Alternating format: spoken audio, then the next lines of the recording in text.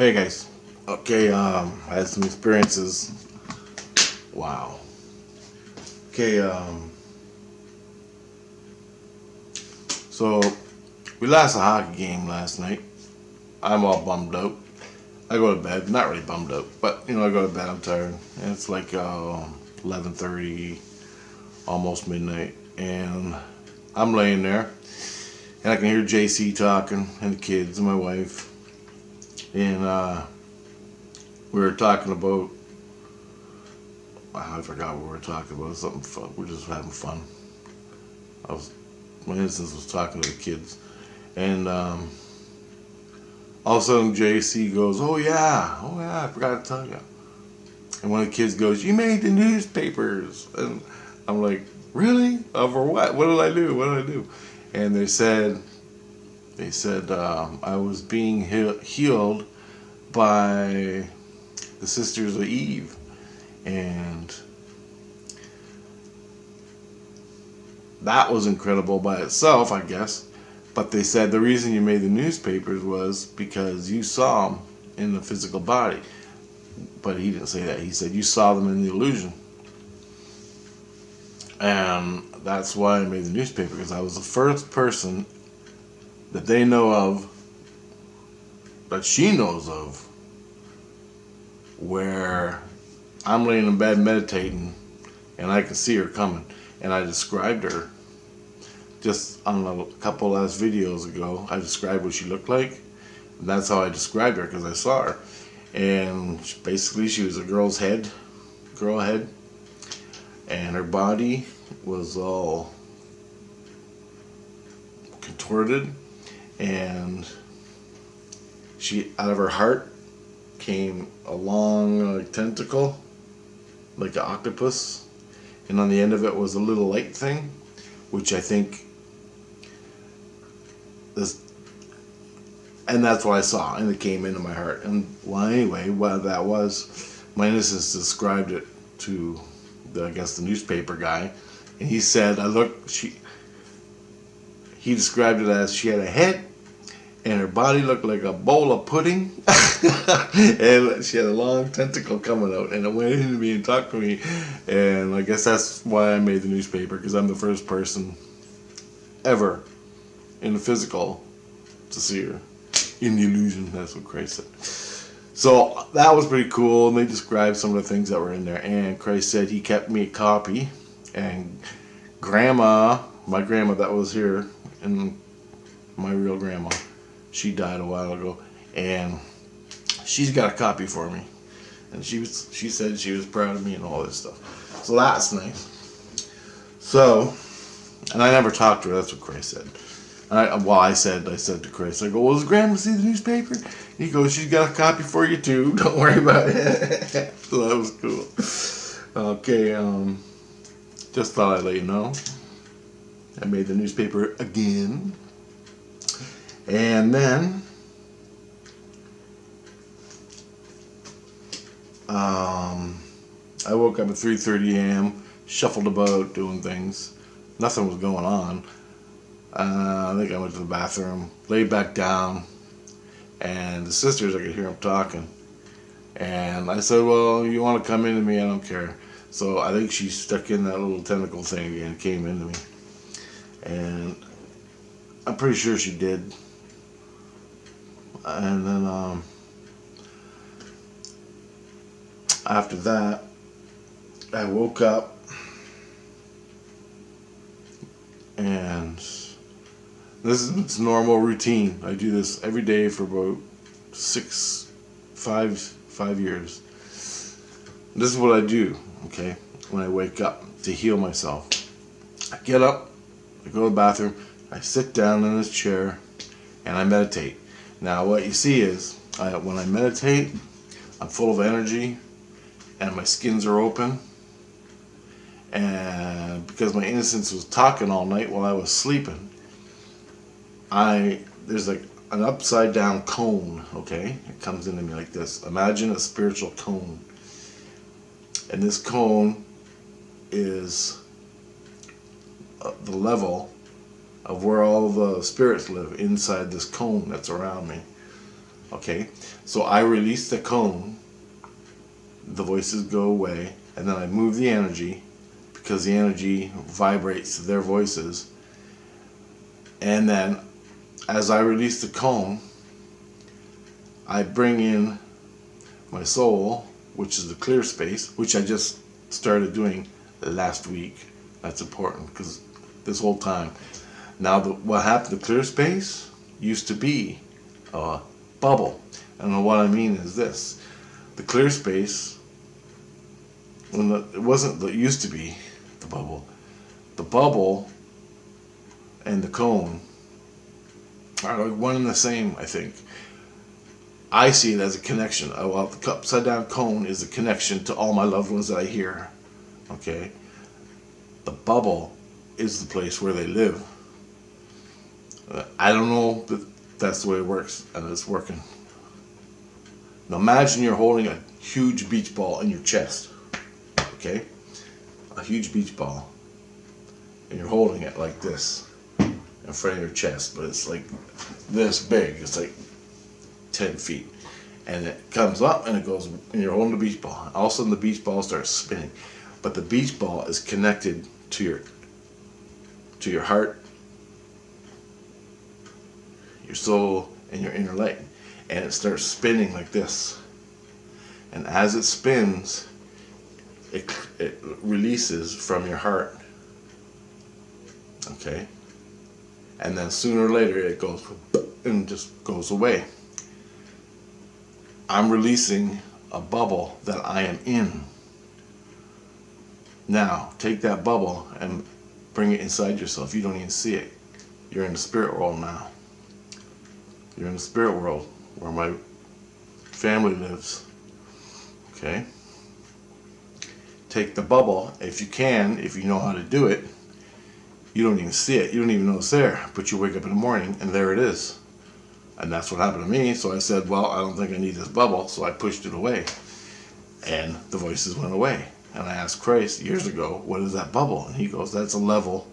That's another little piece, a connection of the world you're in that you're not supposed to be.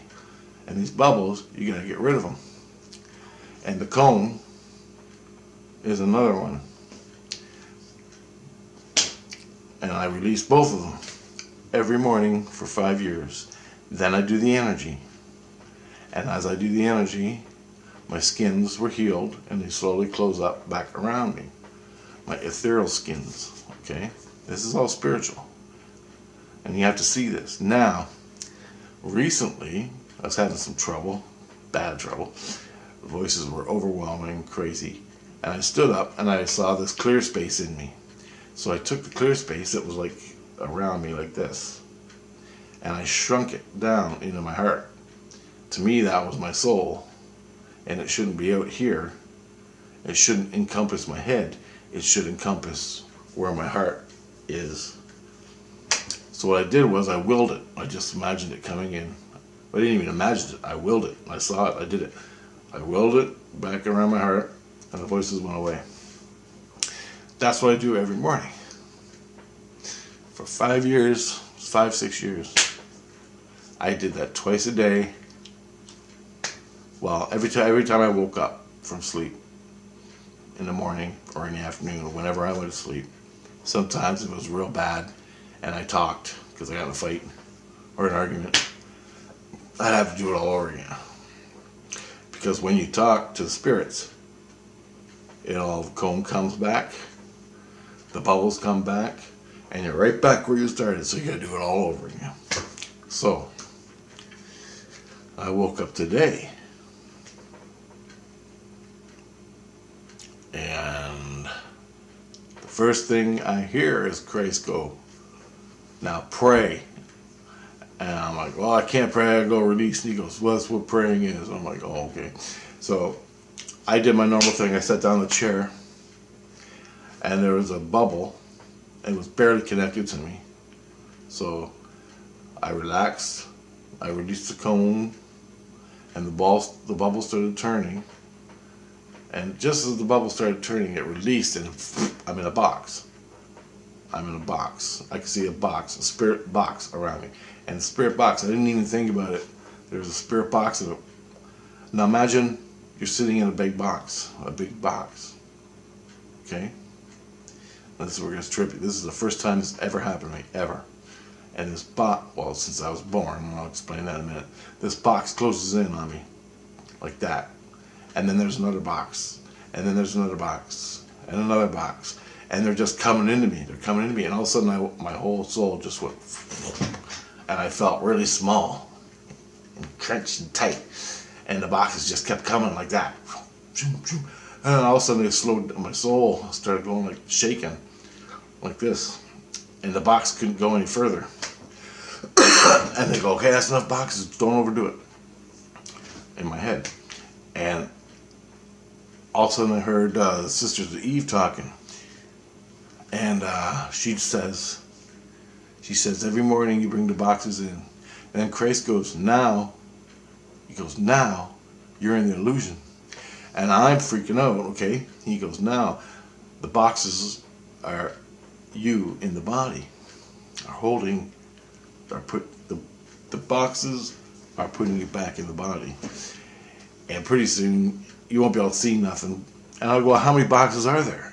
And he goes, Sisters of Eve said, there's 16. And so I did like an 8 to 10 boxes that morning. And I got to do that every morning. Close the boxes around me. Do all my normal stuff. I think this is all new to me. So I wake up in the morning and I'm going to bring the boxes in. Okay. Then I told Christ, I go, I feel like I'm being born. And I'm remembering in my head the last time I felt the boxes tightening me up in my body was when I was born. And he goes, do you think? And he goes, that's what happens when you're born. The boxes come into you and place you in the body. And the boxes keep you in the body. In your mind in the body. And I'm like, holy fuck. And the boxes,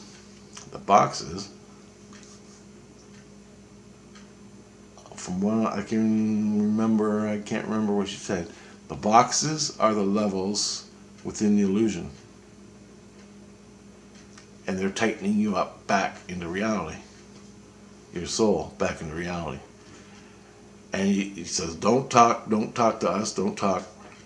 I can still hear him a little bit. But if you just keep moving the energy, closing up the boxes and everything, by the time you get to the last box, you shouldn't hear anything. And they should sound like squeals or something, like whistles and in your ear when they talk to you. It goes. You hear whistles, or sounds like radio signals. That's them talking to you. That's what they should sound like by the time I'm back in the box. So that was the first, man. So to remember that, there's 16 boxes that keep you in reality, of the illusion. 16 boxes. Now, when my skins were ripped apart, I was so fucking out there and talking to spirits and everything that every spirit I talked to became a bubble within me and that spirit. I had to let that bubble go, close up my skins, and let hundreds of thousands of bubbles go. 5 years worth of bubbles. Headaches. Pain like you wouldn't believe. Moving energy like you would not believe. When I first started out, I had to move the energy. It took me 3 days to get through the first session of energy. 3 days. I laid in bed for 3 days, damn near dead with energy. And Christ just saying, you fucking shut up, and you lay in that bed, and you don't do nothing except push this energy out. The energy that came through that first year was sick, man. Then it stopped. I got up for about an hour, walked around, did my thing for a day, or less than a day, and the energy started again. another 3 days of moving energy. Every day it got less and less and less over a 5-year period. But the initial energies, it took months, and they were the worst, most painful things you could ever imagine. And I didn't know juice, I didn't know nothing. All I had was Advil and aspirin, shit, to take away the pain. And this energy that came through, I'll describe it someday in a video. And there's so many different kinds, and they all hurt. So many different kinds, they hurt. Anyway, now I got the boxes. I'm closing up into the body, into the illusion, into physical. And it feels like when I shifted, it was like when I was out here and the boxes were coming in, and all of a sudden it went, and I'm just a little guy. I'm meat again. It was. I was so happy. I said, 1,000 blessed shoes of Christ, 1,000 blessed shoes of sisters. I said, you got free will inside me, man. You don't even have to ask. You just come right in, take care of this. And I was like crying. It was so nice. Okay, so I went back to sleep. I was up. I played on the internet for about an hour. By that time it was 6 o'clock, and I was already drained of energy. She was still in me, I think. No, I kicked everybody out because I wanted to know, because I need to learn what it's like without them in me to close up the boxes and stuff. And so I asked them to leave so I could learn what I got to do in closing these boxes and stuff. So I spent an hour by myself feeling it out, and then I was totally drained energy because I'm releasing energy still. And I laid down again. I put on a talk show on the internet and laid down. I'm laying down and I went into a dream. I fell asleep and I'm in a dream. And this is important. This happened, an experience 2 days ago. Thursday, it's Sunday morning. Wednesday, I went to the store, and as I was walking across the street, I was looking in the sky and it was sunset, and I go, man, it'd be nice to see a UFO right now, right over the houses and the streets and that, right? And like a sphere craft, not a sphere, like a UFO, like this disc. I don't know, just like the old days, that'd be great. And I thought about that. Then I went to the store, let it go, came back home, forgot about it. Then it was just a daydream I had, right? I'm laying in bed and I'm having this dream that I'm going to the store with my friends. And also I look up and there's a disc craft going over the store. And it was really close to us. Everybody goes, what the hell is that? And I go, film it now with your phones. Everybody film it. So everybody took out their phones and they were filming it with their phones in the sky. I didn't have my camera and I don't have a damn phone. So I ran back to the car, which is like a house away, opened up the car. The UFO came down over Park Ave where I used to live, down the road where I used to live as a kid, where I got nailed by the UFOs all the time. I grabbed my phone, my camera, the camera I'm filming you on, and I opened it up and I filmed it. I zoomed into it and I'm filming it down the street, and it was over the house and it was doing like this, going vertical and like this, and it was floating over the house through the trees, and I'm like, yeah. And then all of a sudden it takes off into the sky and the top, and it was brown. It was like brown and there was light going through it. Anyway,